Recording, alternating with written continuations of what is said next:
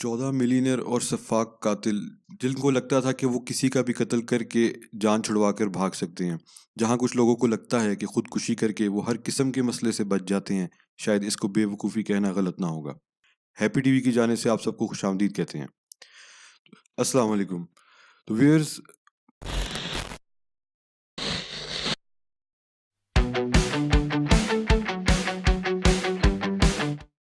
Millionaire कातिलों की भी एक अपनी कहानी है। शायद मिलियनेयर कातिलों की नज़र में उनके पास बेतहाशा पैसा होने की बिना पर वो दूसरों से ख़ास हैं, या उनको लगता है कि दूसरे हर शख्स की कीमत है जिसको आप कत्ल कर सकते हैं और कत्ल की कीमत अदा करके अपनी जान छुड़वा सकते हैं। बेशतर ऐसे ही मिलियनेयर कातिल तारीख में गुजरे हैं जिनको ये लगता था कि वो किसी को भी कत्ल कर सकते हैं सिर्फ अपने बैंक अकाउंट की बिना पर। हम बात कर रहे हैं ऐसे सफाक और मिलियनेयर कातिलों की जिनके अंदर की दरिंदगी का शायद ही किसी को अंदाजा था कि किस तरह वो वाइट कॉलर क्राइम को सर अंजाम देते थे। तो व्यूअर्स, एच होम्स का अगर जिक्र ना किया जाए इन मिलियनेयर सफाक कातिलों में तो गलत ना होगा। एच होम्स 1886 में शिकागो मूव कर गया, जहां उसने अपनी दरिंदगी और बर्बरियत की सब हदें पार करते हुए मर्डर कैसल बनाया। मर्डर कैसल के अंदर जहां बेशतर छोटे कमरे, टॉर्चर सेल्स कायम किए गए थे, उस तरह के आलात मौजूद थे जिससे जुल्म ढाया जाए। ये एक गेस्ट हाउस बनाया गया था कि जहां लोग रहने के लिए तो आ जाते थे मगर वापस नहीं निकल सकते थे। होम्स ने कानून के शिकंजे में आने के बाद 27 लोगों को कत्ल करने का इतराफ किया। यहाँ बात आती है मेनेंडेज ब्रदर्स की।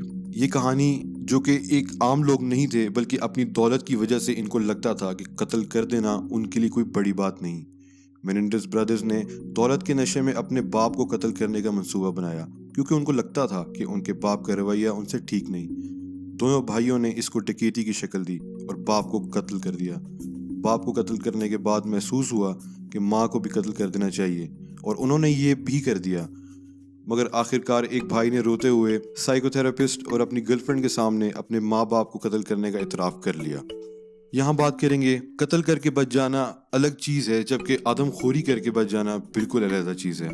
ऐसी ही एक जापान में मालदार शख्स सगावा, जो कि पढ़ाई के लिए पेरिस जा पहुंचा, वहां उसने अपनी क्लासमेट को न बख्शा और एक सूटकेस के साथ पकड़ा गया। उस सूटकेस में उसने अपनी क्लासमेट रेनी हार्टवेल्ड को कत्ल करके उसके जिस्म के टुकड़े टुकड़े कर रखे थे। फ्रांस में तो उसका ट्रायल ना हो सका मगर वापस जापान भेज दिया गया और जापान में उसको कोई सजा ना मिली। फिर हम बात करेंगे रॉबर्ट डस्ट की। रॉबर्ट डस्ट ही वो मिलियनेयर शख्स है जो कि एक बार नहीं 3 बार कत्ल करके दंदनाता फिरता रहा। ये मशहूर ज़माना कातिल वो शख्स है जिसने अपनी बीवी कैथलीन डस्ट को 1882, हमसाए मॉरिस ब्लैक को 2001 और दोस्त सुजन बर्मन को 2000 में कत्ल कर दिया। अपने हमसाए मॉरिस ब्लैक को कत्ल करने के बाद छुरी, आरी और टोकों के इस्तेमाल से उसके जिस्म के टुकड़े किए गए, मगर आखिरकार रॉबर्ट पर सिर्फ कत्ल का मुकदमा हुआ और अदम सबूत के बिना पर उसको छोड़ दिया गया। व्यूअर्स, कहानी यहीं पर ख़त्म नहीं होती। जॉन डू पॉन्ट एक ऐसा मिलियनर जो कि रेसलिंग का शौकीन था, मगर यही रेसलिंग का शौकीन उसे कातिल बना गया। जॉन डू पॉन्ट ने एटलांटिका गेम्स 1996 के रेसलिंग में गोल्ड मेडल विनर डेव को कत्ल कर दिया। जॉन डू पॉन्ट, जिसके बाप का अमेरिका में गन पाउडर का बिजनेस था, रेसलिंग का शौकीन रखता था। जॉन ने अपने ज़मीन पर state of the art Olympic training facility बनवाई जहां दुनिया भर के खिलाड़ी ट्रेनिंग के लिए आते थे। जॉन सारा वक्त ट्रेनिंग फैसिलिटी में ही गुजारता था, जिसके बाद उसके रवैये में एक अजीब व गरीब तब्दीली देखने को मिली। आखिर उसने डेव पर गोलियां बरसाकर उसे ख़त्म कर दिया। इसके बाद हम बात करेंगे एलन बैकथ्रोन की। एक खातून की डेड बॉडी, वो भी कटे हुए गले के साथ, खौफनाक मंजर पेश करती है। ऐसा ही कुछ एलन बैकथ्रोन ने अपनी साबिका बीवी के साथ किया। अमीर बिजनेसमैन एलन बैकथ्रोन ने $54,000 में कातिल को अपनी साबिका बीवी को कत्ल करने की रकम अदा की, जो कि अपने शौहर से अलहदगी के बाद अदालत से अपने 2 बच्चों की कस्टडी जीत चुकी थी। एलन दोनों बच्चे अपने साथ रखना चाहता था, तो उसको इसके सिवा और कोई रास्ता नहीं नजर आया कि वो अपनी बीवी को कत्ल कर दे। मिलीनियर कातिल की इन फहरिस्त में एक नाम और है जिसका नाम जॉरन वैन डर स्लॉट। अमीर बाप के अमीर बिगड़े हुए बच्चे की बात की जाए तो जॉरन वैन डर स्लॉट, जो 2 बार कत्ल करके बचने लगा था। अरूबा के आइलैंड पर जॉरन के बाप, टोटल 4 जजेस में से उसका बाप एक जज था जिसके वहाँ के पुलिस चीफ के साथ भी अच्छे ताल्लुकात थे। 2007 में नताली हॉलोवे नामी लड़की गायब हो गई और मुबैना तौर पर उसका कत्ल जॉरन ही निकला, जिसका वो खुलकर दोस्तों में इतराफ़ भी करता था वो भी भरम के साथ। 2010 में जोरन के सामने स्टेफनी फ्लोरेस नामी लड़की की लाश बरामद हुई और आखिरकार जोरन को 28 साल कैद की सजा सुनाई गई। तो यहाँ बात खत्म नहीं होती। मिलीनियर फिल स्पेक्टर, जो कि अपने दौर में मोअज़्ज़िज़ शख्सियत के तौर पर जाना जाता था। फिल स्पेक्टर एक म्यूजिक प्रोड्यूसर था और म्यूजिक प्रोड्यूसर होते हुए उसने इंडस्ट्री में बहुत नाम कमाया। मगर 2003 में जब सब बदल गया, लाना क्लार्सन के नाम से एक अदाकारा की लाश फिल के कमरे से मिली जहां उसके मुंह पर गोलियां बरसाई गई थीं। फिल ने उसको खुदकुशी की शक्ल देने की कोशिश की। आखिरकार फिल स्पेक्टर को 19 साल कैद सुनाई गई। हैरानगी होगी ये जानकर कि कुछ लोग सिर्फ तफरीह के लिए भी कत्ल कर सकते हैं जिनके पास पहले से इंतहा का पैसा हो। ऐसे ही दो मालदार दोस्त नेथन लियोपोल्ड और रिचर्ड लियोप ने फैसला किया कि वो एक बच्चे को अगवा करके उसे कत्ल कर देंगे, वो भी सिर्फ तफरीह के लिए। वो बच्चा लियोपोल्ड का अपना कज़न था। रिचर्ड लियोप जेल में ही इंतकाल कर गया, जबकि नेथन लियोपोल्ड ने इतना जी लिया कि वो अपनी सजा काट कर जिंदा वापस निकल आए। माइकल स्केकल नामी बिलियनियर रॉबर्ट एफ कैनेडी का रिश्तेदार था, जो कि अपने हमसाई का कातिल निकला। 1975 में मार्था मॉक्सले, जो कि स्केकल की हमसाई थी, उसके घर में गोल्फ स्टिक से मार कर स्केकल ने मॉक्सले को कत्ल कर दिया। काफी अरसा स्केकल इनकार करता रहा और बचता रहा, मगर उसके दोस्त कहते थे कि स्केकल कहता था कि मैं कैनेडी का रिश्तेदार हूं और मैं बच जाऊंगा।